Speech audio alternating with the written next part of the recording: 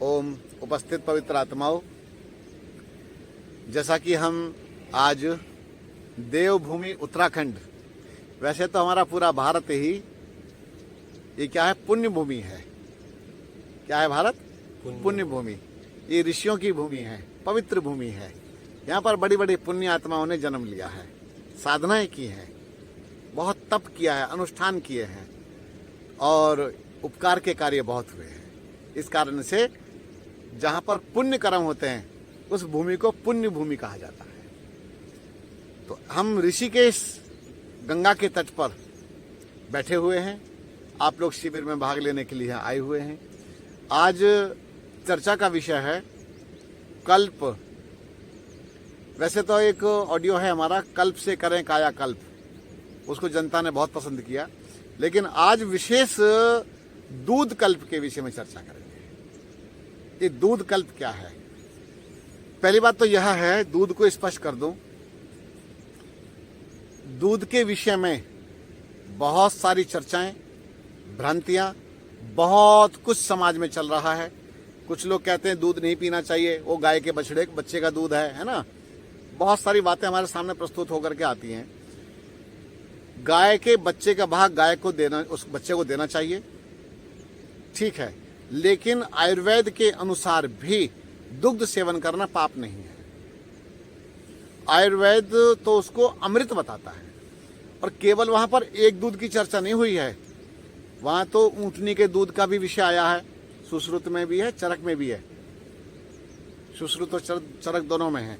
तो ऊंटनी के दूध की चर्चा है, गाय के दूध की चर्चा है, भैंस के दूध की चर्चा भी है, अजा बकरी के दूध की चर्चा भी आती है, और उनके गुणों की भी चर्चा आई है कि किसमें कितने गुण होते हैं। अब ये माना कि मनुष्य के बच्चे का जब बच्चा जन्म लेता है और माँ जब तक दूध पिला सकती है तब पिलाए, उसके बाद में उसको दूध की आवश्यकता नहीं है। लेकिन हमारी स्थितियां वर्तमान में ऐसी हैं कि शायद दूध की हमें आवश्यकता थी और पहले भी लोग हमारे दूध पीते रहे। क्यों आदत डाली, कहां से आदत पड़ी? क्योंकि ये सब मुझे ऐसा लगता है कि आयुर्वेद के अनुसार ही इस लोगों ने उसको सेवन करना प्रारंभ किया होगा कि भाई जब इतने गुण हैं तो हम बहुत परिश्रम करते हैं, बहुत संघर्ष करते हैं, बहुत हमको पावर की आवश्यकता होती है, तो उसकी क्वालिटी को पढ़ करके, जो क्वालिटी पढ़ी, तो पढ़ने के बाद में निर्णय लिया गया कि हमें इस रूप में, इस अवस्था में दूध की आवश्यकता पड़ेगी। जैसे शरीर का निर्माण करना है, शरीर एकदम सूख गया है, बिल्कुल पतला पतला हो गया है और बड़े अंदर गंदगी भी भरी पड़ी है। तो भाई अगर दूध कल्प करना चाहते हैं तो पहली बात तो मैं आपसे ये कहूंगा, मेरी शर्तों पर अगर आपको दूध प्राप्त होता है तो कर सकते हैं, वरना आप नहीं कर सकते। एक तो बंधी हुई गाय जो घर में बंधी रहती है, चरने के लिए नहीं जा सकती, और वो भी देसी गाय, अपनी भारतीय नस्ल की गाय। और ऐसी गाय जो चरने के लिए जाती है, तो चरने वाली गाय का, वो भी देसी गाय का दूध अगर प्राप्त होता है आपको, तो वो आप सेवन कर सकते हैं। एक बात और है, अगर गाय के ना तो हम दूध का सेवन करें, ना तो गाय का घी सेवन करें, अब तो लोगों को घी भी नहीं पचता ना, ये इतना दुर्बल हो गया, इसको कुछ पच ही नहीं रहा है। हम किसी तरह की गाय के किसी भी प्रोडक्ट को हम यूज ना करें, उपयोग में ना लाएं, तो गाय की उपयोगिता समाप्त। तो गाय आपके लिए फिर जंगल का एक पशु है, तो जंगल में जाइए, सब कुछ छोड़ आइए। जितने भैंस, गाय आदि जितना भी है, सबको फिर आपके किसी काम की नहीं है, वो लोगों के मत के अनुसार। तो फिर गाय पालने का, फिर गौ माता माता माता चिल्लाने की आवश्यकता नहीं है। फिर तो वैसे भी भटक ही रही है, सड़क पर भटक रही है गाय, दुर्गति हो रही है। हाँ, थैलियां खा रही है। आप चुप रहिए, वो मैं सब जानता हूँ। अगर मैं स्पष्ट करूंगा तो फिर यही विषय चालू हो जाएगा, आपका एक शब्द मेरे विषय को दूर ले जाएगा। तो इसीलिए पूरी तरह से वो, उसका जीवन नरक बन गया गाय का। गंदगी खा खा करके उसको हमने खराब कर दिया है। इसका तो दूध तो क्या, इसको छूने के लायक भी नहीं है। अब गायों को भी बीमारी हो रही है, आपको पता नहीं है, पीछे भैंसों का ब्लड टेस्ट किया गया तो डायबिटीज निकली भैंसों को, शुगर की बीमारी निकली है। अब ये शुगर की जो बीमारी निकली है तो इसका आप क्या करेंगे? अब तो शुगर वाली भैंस का या गाय का या किसी का भी आप दूध पिएंगे, मारे जाओगे, वो तो जहर हो गया पूरी तरह से। तो इसीलिए बहुत सतर्कता की आवश्यकता है। फिर भी आपको शुद्ध परिशुद्ध जो बहुत अच्छे नस्ल की गाय हैं, भारतीय गाय, और जिसको जंगल में चराने की व्यवस्था है, ग्वाला उसको चरा करके लाता है, वहां से उसके बछड़े से बचा हुआ दूध बहुत सद्भावनाओं के साथ वो अगर प्राप्त होता है तो ऐसी अवस्था में ये दूध आप सेवन कर सकते हैं। पहले तो दूध कल्प की बात, क्योंकि दूध कल्प करना कैसे है ये मैं अभी प्रारंभ करने वाला हूं, क्योंकि पहले ये भूमिका थोड़ी सी बनानी आवश्यक थी। अब इसके बाद मान लीजिए किसी का शरीर बिल्कुल जीर्ण शीर्ण हो गया है, दुर्बल हो गया है और उसके अंदर कई पावर्स भी खत्म हो रही हैं। मैं कहता हूं क्या बोलेंगे उसको, पौरुष भी जिसके अंदर समाप्त होता जा रहा है, हड्डियां बेकार हो गई हैं, गलने लगी हैं। ऐसी अवस्था में वापस जीवित करने के लिए, व्यक्ति को नया जीवन देने के लिए दूध कल्प एक अच्छा उपाय है। पर दूध कल्प करने से पहले और तप करना पड़ता है। क्या तप करना पड़ेगा? कि जो लाइफ आप जी रहे हैं, पहले तो अपने 2 महीने रिजर्व कर दीजिए कि ये 2 महीने अब मेरे हैं। 2 महीने तक मुझे कोई काम नहीं है फालतू का, मैं किसी काम में फंसूंगा नहीं, उलझना नहीं मेरे को। अब आपके 2 महीने सेफ हो गए। अब 2 महीने में आप अपने निर्माण का कार्यक्रम करेंगे। 2 की जगह 3 भी लग सकते हैं, समय तो लग ही सकता है, क्योंकि हो सकता है दूध कल्प आपको बहुत रास आ जाए और फिर आप आगे चल पड़े। भले ही शरीर पतला पतला हो, लेकिन ये इतना स्टेमिना से भरा हुआ होगा, एकदम स्ट्रांग, मजबूत, जिसको कहते हैं आयरन मैन, अच्छी गति वाला आदमी, या महिला हो या पुरुष हो, कोई भी हो, इसमें कोई दिक्कत की बात नहीं है। तो सबसे पहले क्या करना होगा आपको, आप अपने अन्न का त्याग करें। स्टेप बाय स्टेप चलेंगे, क्योंकि इसमें फास्टिंग के रास्ते से गुजरना होगा। शरीर का शुद्धिकरण साथ के साथ करते रहें। पहले अन्न का त्याग करें, वही 3 दिन, फिर 3 दिन रसाहार करें, सूप या रस लेवें। उसके बाद 1 दिन नींबू पानी लेवें। कितने दिन हो गए? 7 दिन हो गए। इन 7 दिनों में जल नीति, रबर नीति, तेल नीति, कुंजर क्रिया सारा करें, सब करते रहें। और मिट्टी की पट्टी भी पेट पे लगाएं, एनिमा भी लेवें, हिप बाथ भी करें, कटी स्नान, गर्म या ठंडे पानी। अगर कमर में दर्द है तो गुनगुने पानी में बैठें, कमर दर्द नहीं है तो आप सामान्य जल के अंदर बैठें, पैरों को बाहर निकाल के। ये क्रियाओं को अवश्य करते रहें। अब आ जाइए आप फास्टिंग पर, पानी पर। दिमाग से निकाल दीजिए खाने पीने की चीजों को। अब आप अपने शरीर का बिना कैंची के और बिना कटे अपने शरीर का करेंगे अब आप ऑपरेशन। ये जो ऑपरेशन होगा, ये ऐसा ऑपरेशन होगा, अब जैसे आपका चल रहा है ऑपरेशन, बिटिया का भी काफी अंदर से काफी निकला, बहुत सारा आप लोगों का भी यहाँ पर चमत्कार हुए हैं। तो अब क्या होगा, जब आप केवल पानी लेंगे तो पानी लेते लेते क्या होगा कि जो ऑर्गन्स हैं उनके आसपास जैसे काई के जैसा चिपका पड़ा है, आंतें ब्लॉक पड़ी हैं, आपका आमाशय ब्लॉक है पूरा का पूरा, सड़ा है पूरा। वो सब कुंजर क्रिया आदि करके, एनिमा आदि लेकर के जब कुछ और नहीं जा रहा अंदर, अब उसको छोड़ना शुरू कर देंगे। ऑर्गन्स अंदर जमे हुए मल को छोड़ेंगे, ऐसे बाहर निकालेंगे। और जब बाहर निकलना प्रारंभ हो जाएगा तो उसमें खूब सड़ी सड़ी आंव निकलेंगी, रस्सी सी निकलेंगी, लंबी लंबी। क्यों? आंव की ही रस्सी टाइप की बन जाती है, वो चिपक के लंबा हो जाता है। लेकिन छूटेगा कब?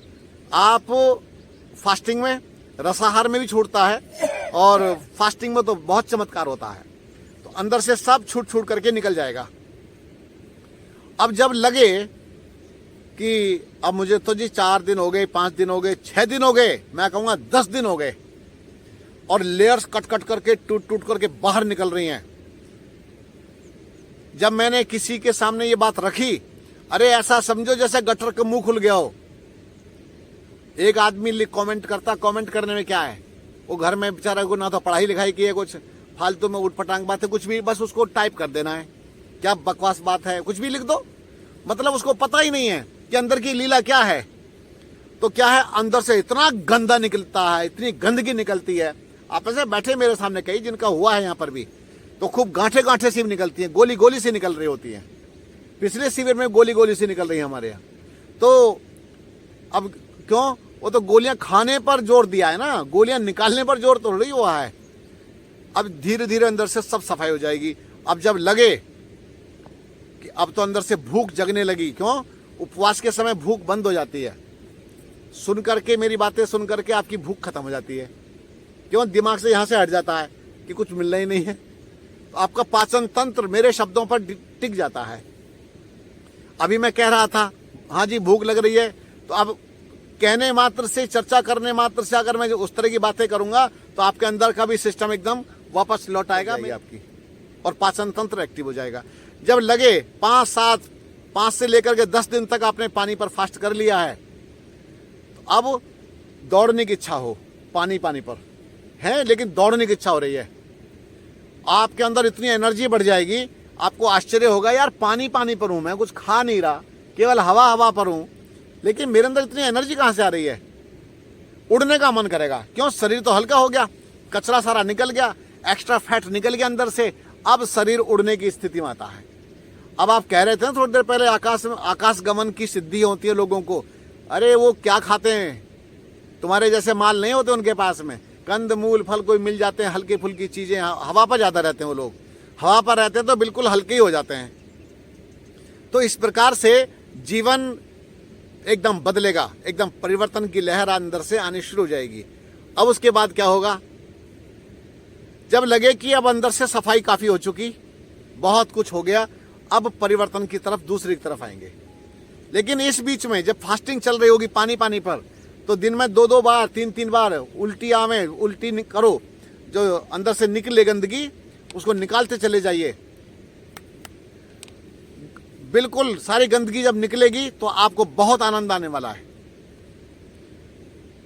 उस गंदगी के निकलते कहाँ की शुगर की बीमारी, कहाँ का लीवर, कहाँ का किडनी, कहाँ का अर्थराइटिस, कहाँ का ये जितना थायराइड, ब्रेन की समस्या, बड़ा गुस्सा आता था, सब एकदम शांतिमय वातावरण बन जाएगा। फास्टिंग इतना बड़ा रिजल्ट। तो इसीलिए मैं कहता हूं कि कभी जैसे 3 शिविर का एक लगातार हम एक योजना बनावें कि जिसमें 21 दिन, लगातार 21 दिन का कैंप हो गए। 21 दिन के कैंप में कुछ इसी तरह की योजना बनाई जाए कि उसको डिवाइड कर देंगे कि इतने दिन का फास्ट, और इस तरह से वो पूरा का पूरा सिस्टम लेकर के चलें। तो विचार करेंगे कि कैसे हो सकेगा। अब जैसे ही आपका ये फास्ट पूरा हो गया, अब उसको खोलने की स्थिति आएगी। अब आप उसको खोलेंगे किसके साथ, दूध के साथ। दूध लेंगे मात्र 50 ग्राम, लेकिन वो भी गाय का दूध होगा। चरने, फिर बार बार रिपीट कर रहा हूं, गलती मत करना, गाय का दूध होगा, चरने वाली गाय का होगा, जो तृप्त होकर के आती है, उस गौ माता का दूध वही अमृत है। यहीं पर एक बात सुना देता हूं बीच में। ब्रह्मचारी राज सिंह जी का नाम किसी ने सुना है, नहीं सुना? आपने सुना? आर्यवीर दल के प्रधान रहे। उनको मट्ठा कल्प करना था, छाछ कल्प। मट्ठा कल्प करने के लिए उन्होंने गाजीपुर डेयरी में अपनी व्यवस्था की, एक कॉटेज बनाई। कॉटेज बना करके उसमें बहुत अच्छा प्रबंध किया गया था, और उसमें उनको रहना था। और कहते एक श्यामा गाय, काले रंग की गाय देसी, वो उन्होंने चुन ली, जो भरपूर दूध देती थी। और उसको वो क्या खिलाते थे, ब्राह्मी गाय को शंखपुष्पी, शतावर, ऐसी बढ़िया बढ़िया चीजें गाय को खिलाई जाती थी। और कासनी, हरा चारा, इस तरह की चीजें भरपूर मात्रा में खिलाई जाती थी। अब सोचिए दूध कैसा होगा फिर। दूध तो अमृत तुल्य हो गया, बिल्कुल अमृत तुल्य दूध हो गया। अब वो जो दूध होता था उसकी फिर छाछ बनती थी, मतलब वो जमा करके भी, ये मत कहना दूध की छाछ, तो इसीलिए वो छाछ बनवाते थे उस दूध से। उसका जो मक्खन होता था वो वो मक्खन तो बिल्कुल एकदम अमृत तुल्य होता था जी, कितना बढ़िया मक्खन। लेकिन उनको तो केवल छाछ पीनी थी, छाछ पीनी थी उनको 40 दिन। अभी मेरे संपर्क में कुछ ऐसे नौजवान हैं जिन्होंने छाछ कल्प किया है। मेरे इसको वीडियो को देख देख कर मेरे पास वो आए भी हैं, शिविर में आए हैं। उसके बाद जब दूध कल्प का नंबर आएगा तो दूध कल्प आप करेंगे 50 ग्राम से स्टार्ट करेंगे।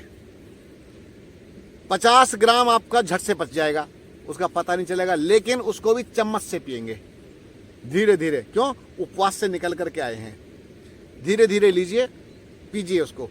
उसको आप प्रातःकाल में तो धारोष्ण कच्चा भी ले सकते हैं, कच्चा चलेगा। उसके बाद उसको उबाल करके रख दीजिए, ठंडा हो जाएगा। फिर वो बाद में आप अपनी सुविधा के अनुसार पी सकते हैं। मीठा नहीं मिलाना उसमें, क्योंकि वो स्वयं ही मीठा होगा। इसके बाद अब क्या करना है, मट्ठा कल्प दूध कल्प में ये जो आपका 50-50 ग्राम का दूध है, ये दिन में जाएगा 6 बार। हर 2 घंटे का आप नियम बांध लीजिए, समय बांध लीजिए। आप 7 बजे से स्टार्ट करना चाहते हैं तो 7 बजे से कीजिए। 6 बजे से स्टार्ट करना चाहते हैं तो 6 और 6 12, 7 और 7 12 घंटे। तो 12 घंटे तक आपका दूध कल्प चलेगा और उसके बाद फ्रेश, खाली, फिर कुछ नहीं लेंगे। हर 2 घंटे 50-50 ग्राम। कितना हो गया? दूध की मात्रा कितनी पहुंच गई? 350 6 पंजे 300 ग्राम।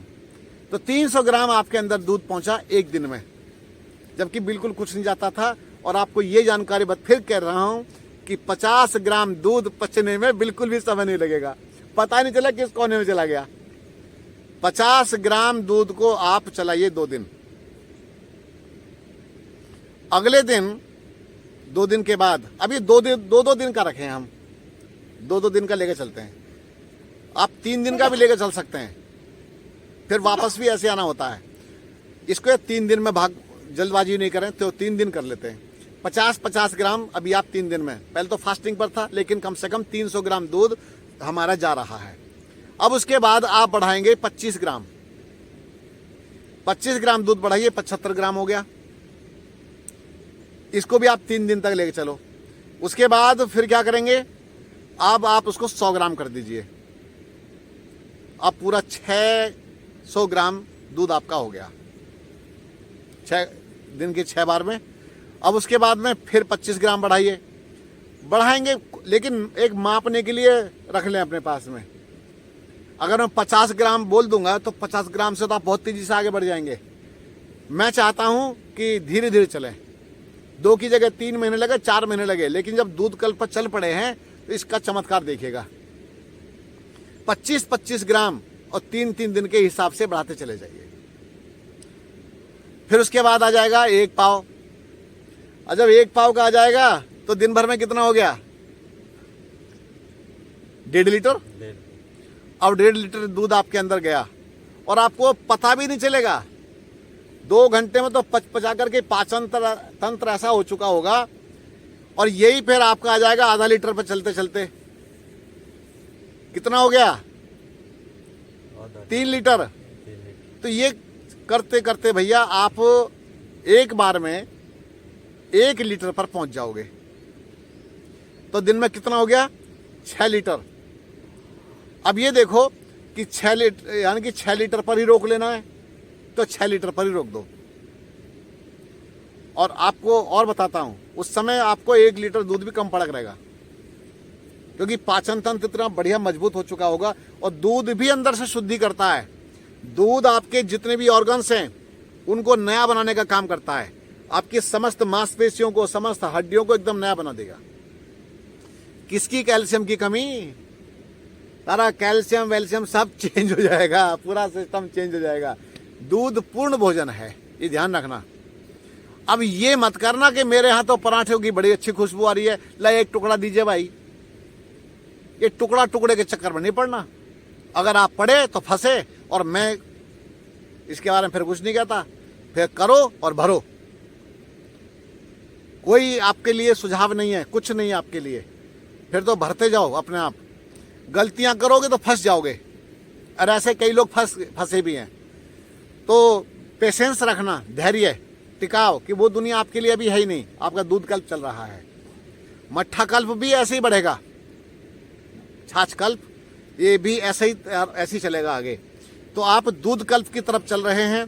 और 1 लीटर से अगर आपको लगता है कि भाई मैं 1 लीटर से तो अब यार बात बन नहीं रही, तो क्योंकि 1 लीटर से पहले का 900 ग्राम भी, और फिर उससे 1 लीटर तक आप आए हैं, फिर उसके बाद में चाहो तो और बढ़ा लो, 1.25 लीटर तक पहुंच जाओ, 1.5 लीटर तक भी पहुंच सकते हैं आप। बस इसको ही स्टॉप कर दो। हर 2 घंटे में 1.5 लीटर दूध आपका उसकी खपत हो जाएगी। अब जो व्यक्ति इतना दूध, कितने लीटर हुआ 1.5 के हिसाब से? 9 लीटर। जो व्यक्ति 8-9 लीटर दूध पचा रहा है, उसका आप जरा अनुमान लगाइए कि उसके अंदर की स्थितियों का निर्माण कैसा चल रहा होगा। सुनने में बात अटपटी लग रही होगी कि ये सन्यासी क्या बातें कर रहे हैं, लेकिन जिस ब्रह्मचारी की बात हमारे सामने है, उसका मेरे विचार से 20 लीटर तक पहुंच गया था 1 दिन में दूध। कितना? 20 लीटर। सुनने में भी आश्चर्य लगता है कि ये कैसे संभव है। क्यों? दूध कल्प कराने वाले लोग अब है नहीं। ये कल्प कौन कराता है? सुना भी नहीं होगा कई लोगों ने। कोई दूध कल्प के बारे में चर्चा भी नहीं करता है और कोई बताता भी नहीं तो ऐसा करो, जितने कल्प मेरे दिमाग में यहाँ भरे पड़े हैं, आप किसी भी नेचुरोपैथी सेंटर में चले जाइए, उनसे पूछो कि कभी तुमने किसी तरह का कराया भी ऐसा? मेरे गुरुजी कराते थे, मेरे सामने हुए सारे सारे। जिन राज सिंह जी की मैं आपसे चर्चा कर रहा था, तो राज सिंह जी का सब मेरे सामने तो हुआ है। और मैं बड़ा सौभाग्यशाली हूँ कि मुझे ठीक समय पर बहुत अच्छे सत्पुरुष मिले, महापुरुष मेरे गुरुजी मिले, जिन्होंने मेरे जीवन को धन्य बना दिया। आज जो भी बातें आपसे कहता हूँ, अनुभव सिद्ध बातें कहता हूँ, कोई लाग लपेट की कोई बात नहीं है, किसी का चेहरा देख के कोई बात नहीं कहता। संपूर्ण मानवता के लिए, संपूर्ण समाज के लिए ही अपनी बात कहा करता हूँ। तो ये दूध कल्प आप कर सकते हैं। अब आप कहेंगे जी वापस भी तो बताओ, 9-10 लीटर दूध कौन पिएगा और कौन पिलाएगा हमें इतना? अब गाय थोड़ी साथ ले लेके घूम। तो अब क्या करेंगे? अब 50-50 ग्राम से घटाते चले आइए, 50-50 ग्राम से घटाते चले आइए। अब जब आप पहुंच जाएं एक बार में कितना, 1 पाव पर या 200 ग्राम पर, तो यहां और नीचे आ जाओ थोड़ा सा, और उधर से अब क्या करेंगे, उधर से 6 बार की जगह 5 बार कर देंगे, फिर 4 बार हो जाएगा, फिर 3 बार हो जाएगा, फिर 2 बार हो जाएगा, फिर 1 बार कर लो या 2 बार पे रोक दो। 2 बार में आप आधा लीटर भी ले सकते हैं या 1-1 पाव भी लेना चाहे वैसे ले सकते हैं। अब यहां से एक नया अध्याय खोल देते हैं। आज एक नया अध्याय, उस समय आप ये कल्प करना जिस समय गाजर चल रही हो, या आपको लगता है गाजरें आने वाली है।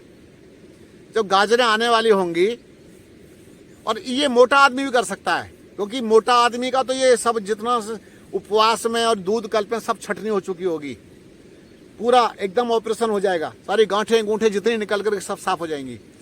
जब गाजरें आने वाली हों या गाजरें नई गाजरें आ रही हों, बढ़िया वाली गाजरें, उस अवस्था में दूध कल्प करेंगे। तो अब जब आप आ जाएंगे लगभग 200 ग्राम पर, तो आप एकदम ताजा रस गाजर का, लेकिन प्रयास ये करें ऑर्गेनिक गाजर मिले, मतलब जिसमें यूरिया ना डाला हो, जमीन को का नाश नहीं कर रखा होगा। पंजाब वालों ने तो नाश कर दिया है, पंजाब की बात छोड़ो यार, पूरे देश की खेती का नाश कर दिया है, कुछ बचा नहीं रखा है। पता नहीं कैसा समाज की रचना करना चाहते थे, इतनी अकल नहीं थी, इतना मैनर नहीं था कि ये गंदा अनाज खाएंगे, गंदे ये सब चीजें खाएंगे, मर जाएंगे लोग। ये डॉक्टर का धंधा चलवा रखा बिना मतलब का। ऑर्गेनिक खेती चालू हो जाए, पूरा देश ऑर्गेनिक खेती करना प्रारंभ कर दे, तो ये हॉस्पिटल में ताला लग जाएगा। सच कह रहा हूं आपसे मैं। क्यों? हम गलत चीजें खा रहे होते हैं और हम बीमार पड़े हैं, सारे के सारे बीमार बनाया जा रहा है। पता नहीं, जैसे इन्होंने डॉक्टर्स लोगों ने या बड़े इन लोगों ने ये किसानों को पता नहीं सुपारी दे रखी हमारी कि इन्हें मारो, पब्लिक को बीमार करो, हमारे पास भेजो। तो इसीलिए मैं सभी किसान भाइयों से हाथ जोड़ के निवेदन करता हूं, ऑर्गेनिक खेती पर ध्यान देवें, पशुधन की रक्षा करें, तभी समाज बचेगा। तो ऑर्गेनिक गाजर लीजिएगा। अगर आपके पास में छोटा मोटा प्लॉट है तो वहां बो दीजिए, ऐसा प्रबंध कीजिए। जमीन है तो उसमें बोइए गाजरें, तो गाजर का रस निकालिए, जितना दूध है उतना ही गाजर का रस लीजिए और उसको आपस में मिक्स कर लीजिए। गाजर का रस और दूध दोनों मिक्स करके पी जाइए। आपको मैं सच कहता हूं, आपको कुछ और खाने का पीने का मन भी नहीं करेगा। ये फालतू का मैं कूड़ा करकट क्यों खाऊं? ये कूड़ा करकट है, सब डेड फूड खा रहे हैं हम लोग, सब मरा हुआ खा रहे हैं सारा का सारा, है या नहीं बोलो? और जैसे गाजर का रस मिल रहा है, इतना बढ़िया शुद्ध दूध मिल रहा है, चरने वाली गाय का दूध मिल रहा है, बढ़िया बढ़िया चीजें मिल रही हैं, तो ऐसी चीजों की तरफ क्यों जाएगा वो?